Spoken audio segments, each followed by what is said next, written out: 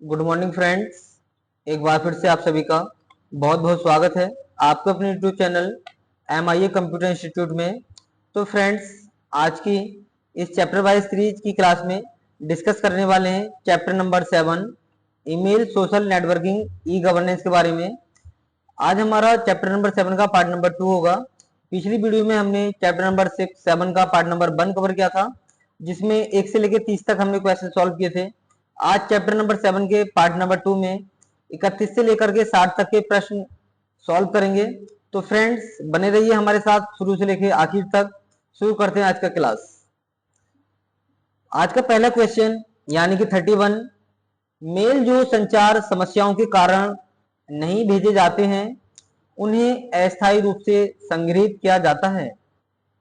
यानी कि जब आप ईमेल पर कोई मैसेज किसी को भेजते हैं, यानी कि ईमेल सेंड करते हैं, कोई टेक्निकल इशू आ जाता है या वहां पर कोई और समस्या आ जाती है जिसके कारण वह ईमेल वहां पर नहीं पहुंच पाता, तो वह कहां पर सेव हो जाता है, कहां पर पहुंच जाता है। तो पहला है इनबॉक्स या आउटबॉक्स या फिर सेंट। तो फ्रेंड्स, किसी टेक्निकल इशू के कारण या वहां पर इनबॉक्स में स्पेस नहीं है या वहां पर सर्वर अभी नहीं मिला, जिसकी वजह से हमारा जो सक्सेस है वो प्रॉपर नहीं हो पाता और कहीं ना कहीं इशू आ जाता है, फेल हो जाता है, तो ऐसे हमारे ईमेल आउटबॉक्स में चले जाते हैं। तो ऑप्शन हो जाएगा हमारा C, outbox. Option C is right answer. Question number 32, SMTP परिभाषित करता है। SMTP किसको परिभाषित करता है? Option a, message content. Option b, message transport. Option c, mail transfer protocol. Option d, message encryption. तो एसएमटीपी किसको परिभाषित करता है? देखिए, नोट नोट देख लेते हैं पहले। ईमेल सिस्टम में 3 तरह के प्रोटोकॉल इस्तेमाल होते हैं। कौन कौन से? नंबर 1 एसएमटीपी, नंबर 2 आईएमएपी और नंबर 3 पीओपी3। एसएमटीपी क्या काम करता है? ईमेल को सेंड करने के लिए यूज करते हैं। एसएमटीपी का किस लिए यूज करते हैं? ईमेल को सेंड करने के लिए। इसका फुल फॉर्म है सिंपल मेल ट्रांसफर प्रोटोकॉल। दूसरा है आईएमएपी। इसका फुल फॉर्म होता है इंटरनेट मैसेज एक्सेस प्रोटोकॉल, जो ईमेल को रिसीव करने के लिए यूज किया जाता है। थर्ड होता है हमारा पीओपी3, यानी कि पोस्ट ऑफ प्रोटोकॉल। पीओपी3 में 3 क्या है? ये वर्जन है पीओपी3। तो ये भी ईमेल को रिसीव करने के लिए यूज करते हैं। तो ईमेल को सेंड करने के लिए किसका यूज करते हैं? एसएमटीपी का, जिसका फुल फॉर्म होता है सिंपल मेल ट्रांसफर प्रोटोकॉल। तो इसने क्या पूछा है यहाँ पर कि एसएमटीपी किसको परिभाषित करता है? तो मेल ट्रांसफर प्रोटोकॉल, मेल को भेजने के लिए। तो ऑप्शन क्या हो जाएगा हमारा? C. Option C is right answer. Question number 33, सभी उत्तर दिए गए और भेजे गए ईमेल किस फोल्डर में संग्रहित होते हैं? All replied and send email are stored in folder. Inbox में, ट्रैश या डिलीटेड में, ड्राफ्ट में या फिर सेंट में। तो सभी उत्तर दिए गए और भेजे गए ईमेल किस फोल्डर में संग्रहित होते हैं? तो फ्रेंड्स, जब आपके पास कोई मेल आता है, उसका आप कोई रिप्लाई देते हैं या आप मेल किसी को सेंड कर देते हैं, तो वह किस फोल्डर में जाता है हमारा? सेंड बॉक्स में। यानी कि उत्तर दिए गए सभी ईमेल और भेजे गए ईमेल हमारे किस पर होते हैं? सेंड बॉक्स में। तो option D is right answer. Question number 34, email को मोबाइल पर एक्सेस नहीं किया जा सकता है। Email can not be accessed on mobile. तो जैसा कि आप सभी लोग जानते हैं कि हम अपने मोबाइल फोन पर ईमेल को इजीली चला सकते हैं। आप लोग बहुत से यूज भी करते होंगे ईमेल को। तो यहां पर जो स्टेटमेंट है वो क्या है कि ईमेल को मोबाइल पर एक्सेस नहीं किया जा सकता, जबकि ईमेल को डेस्कटॉप और मोबाइल दोनों पर एक्सेस किया जा सकता है। ये क्या कह रहा है? केवल कि मोबाइल पर एक्सेस नहीं किया जा सकता ईमेल को। तो फ्रेंड, ये स्टेटमेंट तो गलत हुआ ना। तो इसलिए क्या आंसर हो जाएगा इसका? B, false. Option B is right answer. अगला क्वेश्चन है हमारा क्वेश्चन नंबर 35, ईमेल खाते की एड्रेस बुक को स्टोर करने के लिए किसका उपयोग किया जाता है? All contact details, landline number only, photos only, home address only. तो ईमेल खाते की एड्रेस बुक को स्टोर करने के लिए ऑल कॉन्टैक्ट डिटेल्स का उपयोग किया जाता है। किसका फ्रेंड्स? All contact details. तो option A is right answer. Question number 36, NIC द्वारा भूमि रिकॉर्ड का कंप्यूटरीकरण व्यापक रूप से किसके रूप में जाना जाता है? The computerisation of land record by NIC is widely known as. Option a है धरती, ऑप्शन बी भूमि, ऑप्शन सी जमीन, option d land record system. तो एनआईसी द्वारा भूमि रिकॉर्ड का कंप्यूटरीकरण का व्यापक रूप जो है वो भूमि रूप से जाना जाता है। किससे? भूमि। तो option D is right answer. Question number 37, e governance के बीच सेवा प्रदान नहीं करता है। E governance does not deliver service between. E governance किसके बीच में सेवा प्रदान नहीं करता है?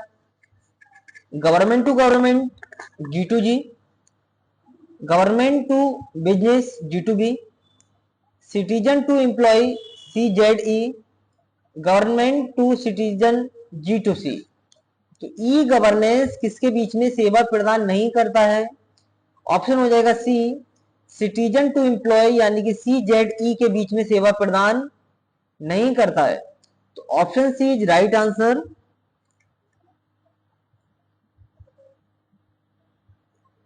क्वेश्चन नंबर 38, ईमेल एक उन्नत हमले की शुरुआत करने के लिए इस्तेमाल किया जाने वाला प्राथमिक तरीका है। यानी कि जब आप ईमेल यूज करते हैं तो उसका मेन मोटिव क्या रहता है आपका? कि आप कोई अटैक करने के लिए किसी पर ईमेल करते हैं? क्या ये ईमेल जब आप करते हैं किसी को अटैक करने के लिए तो प्राइमरी मेथड है?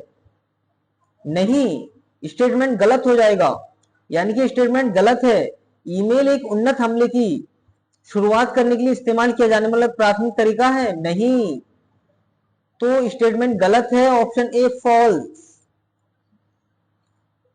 Option B is right answer. Question number 39, social media के दो तेजी से महत्वपूर्ण नैतिक पहलू हैं। कौन से वो दो महत्वपूर्ण नैतिक पहलू हैं जो सोशल मीडिया को तेजी से बढ़ रहे हैं, सोशल मीडिया में तेजी से बढ़ रहे हैं? वो दो कौन से महत्वपूर्ण नैतिक पहलू हैं? Two increasingly important ethical aspects of social media are. Option a rating और यातायात, ऑप्शन बी पारदर्शिता और गोपनीयता, ऑप्शन सी सदाचार और पौरुष, ऑप्शन डी पहचान और ईमानदारी। तो सोशल मीडिया के दो तेजी से महत्वपूर्ण नैतिक पहलू हैं पारदर्शिता और गोपनीयता, यानी कि ट्रांसपेरेंसी एंड प्राइवेसी। तो 39 का ऑप्शन हो जाएगा बी।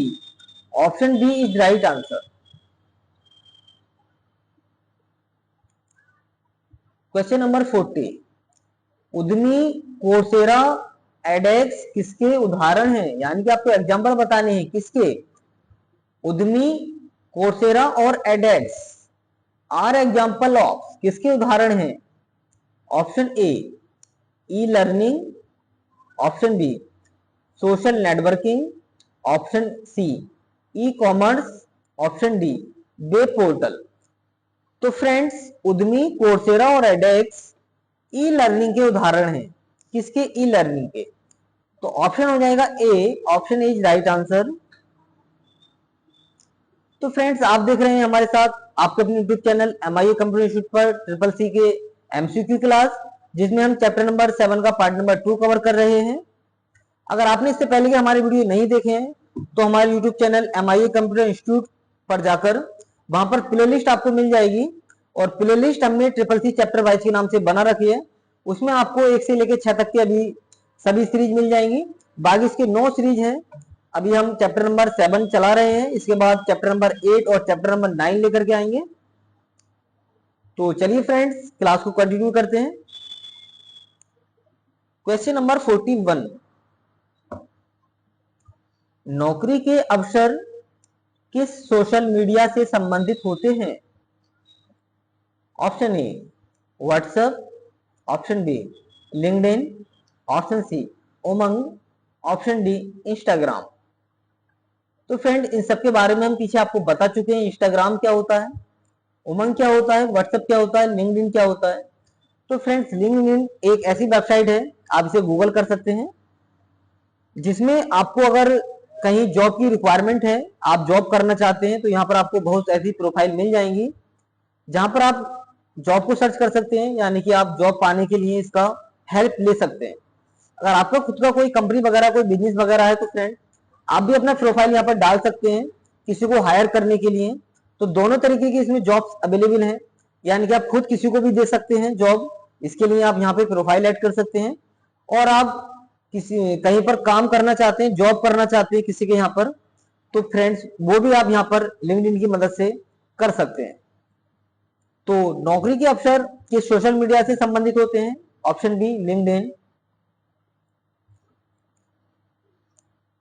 क्वेश्चन नंबर 42, लिंक्डइन एक व्यावसायिक और रोजगारोन्मुखी सेवा है, ट्रू या फॉल्स? तो लिंक्डइन बिल्कुल रोजगार देने के लिए सेवा है, तो ऑप्शन हो जाएगा हमारा A true. Question number 43, live video streaming is not available in Facebook. Facebook में लाइव वीडियो स्ट्रीमिंग उपलब्ध नहीं है, तो ये स्टेटमेंट गलत है। आप फेसबुक इस्तेमाल करते हैं? नहीं करते तो आप बिल्कुल यूज करके देखिए फेसबुक का, और उसमें आप लाइव वीडियो बना सकते हैं। तो स्ट्रीमिंग उसमें उपलब्ध है लाइव वीडियो की, बट ये स्टेटमेंट कह रहा नहीं है, तो ऑप्शन ए हो जाएगा, यानी कि false. Option is right answer.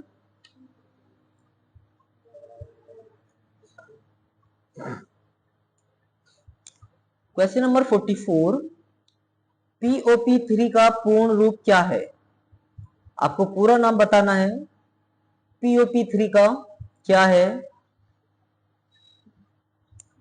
Option a post out protocol 3, option b point of point 3, option c print office protocol 3, option d post office protocol 3। तो POP3 का पूर्ण रूप होता है post office protocol 3। Option D is right answer. Question number 45, M परिवहन से संबंधित एक मोबाइल ऐप है, यानी कि इसमें पूछा गया है वो ऐप कौन सा है जो एम परिवहन से संबंधित है। M Parivahan is a mobile app related to, option A परिवहन ट्रांसपोर्टेशन, ऑप्शन बी स्वास्थ्य हेल्थ, ऑप्शन सी अंतरराज्य विधि inter state laws, option D E भुगतान E payment.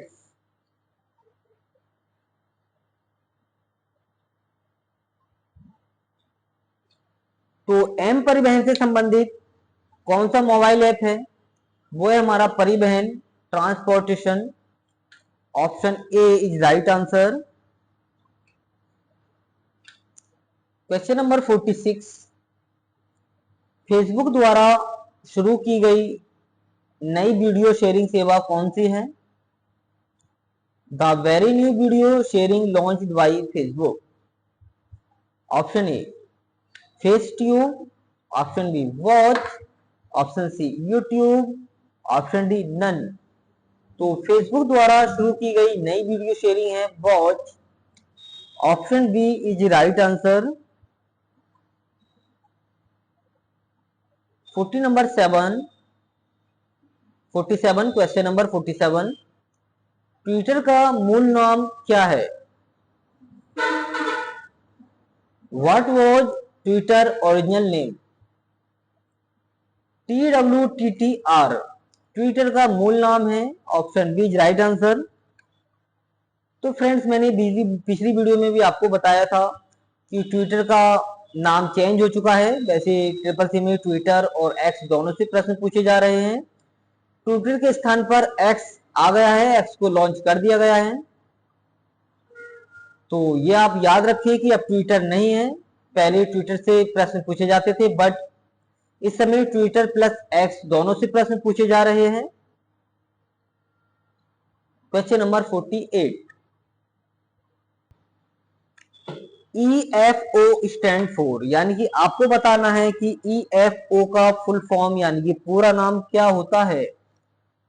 Option a employees provident fund organisation, option b employees public fund organisation, option c employees pension fund organisation, option d employers provident fund organisation. तो EFO का पूरा नाम होता है employees provident fund organisation. Option A is right answer. Question number 49, 22 national e governance conference 2019 यानी 2019 was held in.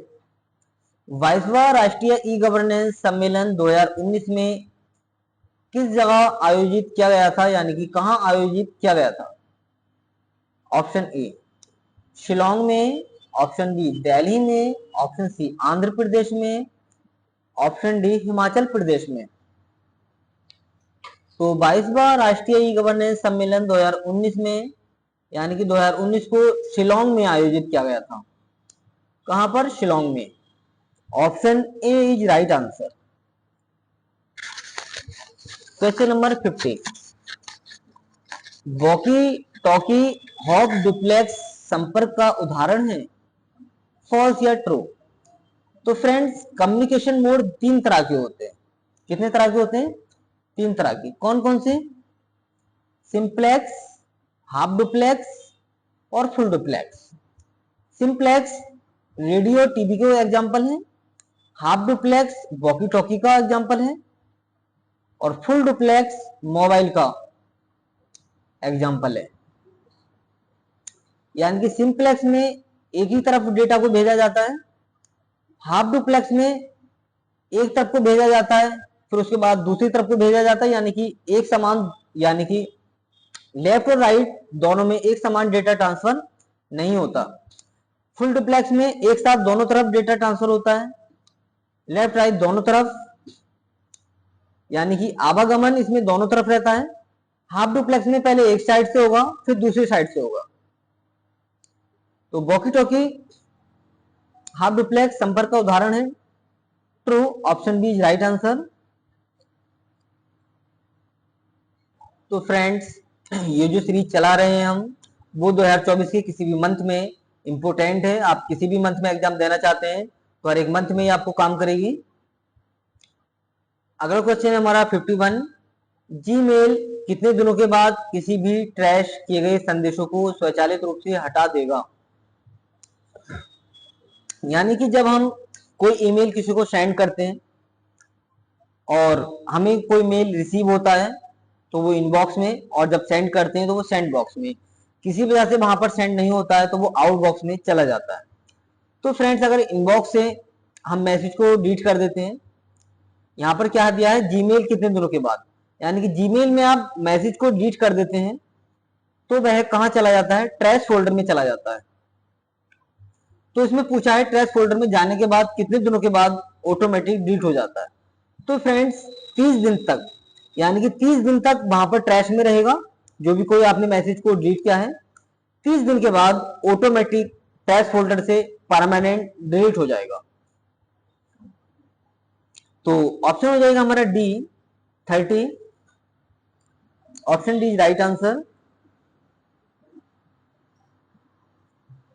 Question number 52, DigiLocker में upload करने के लिए एक फाइल का अधिकतम आकार है 10 MB, 12 MB, 8 MB, 14 MB। तो डिजिटल लॉकर में अपलोड करने के लिए एक फाइल का अधिकतम आकार कितना है। नोट, डिजी लॉकर में आप 1 GB का स्टोरेज अर्थात स्पेस होता है। यानी कि डिजी लॉकर में जो भी आप डॉक्यूमेंट को स्टोर करते हैं तो उसमें आप 1 GB तक स्टोरेज उसमें होता है, यानी कि 1 GB तक का आप उसमें डेटा रख सकते हैं। और एक फाइल ज्यादा से ज्यादा कितने MB की रख सकते हैं, तो 10 MB से ज्यादा की आप फाइल उसमें नहीं रख सकते। 10 MB से नीचे की आप फाइल उसमें स्टोर कर सकते हैं। तो इसमें पूछा है डिजी लॉकर में अपलोड करने के लिए एक फाइल का अधिकतम आकार 10 MB होता है। Option A is right answer. Question number 53, Facebook में एक यूजर केवल एक पेज का एडमिन हो सकता है? फॉल्स, गलत।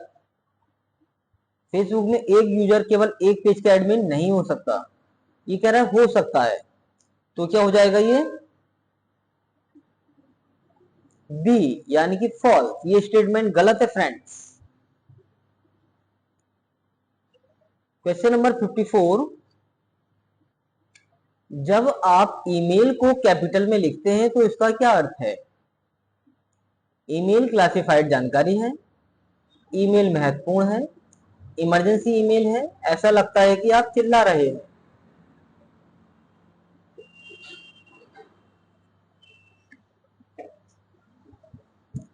तो जब आप ईमेल को किसी को सेंड करते हैं और उसमें कोई मैसेज टाइप करते हैं कैपिटल में, तो क्या होता है? कैपिटल में ईमेल अगर हम किसी को सेंड करते हैं तो उसको चिल्लाना माना जाता है, यानी कि इंटरनेट पर कैपिटल में टाइप करना, यानी कि ईमेल के अंदर मैसेज अगर कोई आप भेज रहे हैं खास करके, तो वहां पर कैपिटल में लिखना चिल्लाना माना जाता है। तो ऑप्शन हो जाएगा डी, ऐसा लगता है कि आप चिल्ला रहे हैं। The effect is that you are shouting. Option D is right answer.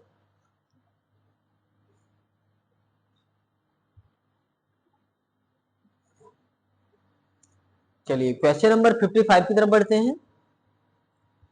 Email क्या है? What is email? Option A, internet के माध्यम से संदेशों के आदान प्रदान की एक नई तकनीक। ऑप्शन बी, कंप्यूटर के माध्यम से छपाई की तकनीक। ऑप्शन सी, इनमें से कोई नहीं। ऑप्शन डी, एक रेलगाड़ी। ईमेल क्या है? इंटरनेट के माध्यम से संदेशों के आदान प्रदान की एक तकनीक, message transfer technique using internet. तो ईमेल क्या है? इंटरनेट के माध्यम से संदेशों के आदान प्रदान की एक तकनीक होती है। Option A is right answer.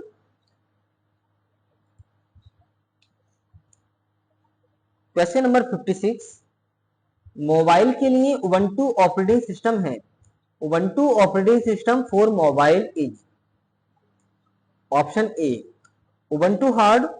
Option B, Ubuntu 1.0। Option C, Ubuntu touch.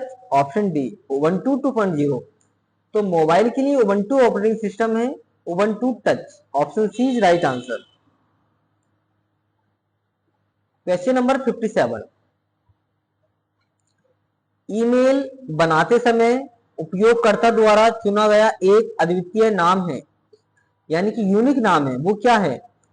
तो फ्रेंड्स, ईमेल पर जब हम कोई यूजर का नाम बनाते हैं तो उसको यूनिक रखते हैं। क्या रखते हैं? यूनिक। अगर हम यूजर नेम यूनिक नहीं रखेंगे तो हमारा ईमेल बनेगा ही नहीं। तो वहां पर जो यूनिक रखने की आवश्यकता होती है वो होती है यूजर नेम को। यही इसमें पूछा है। ईमेल बनाते समय उपयोगकर्ता द्वारा चुना गया एक अद्वितीय नाम यूजर नेम है। Option C is right answer.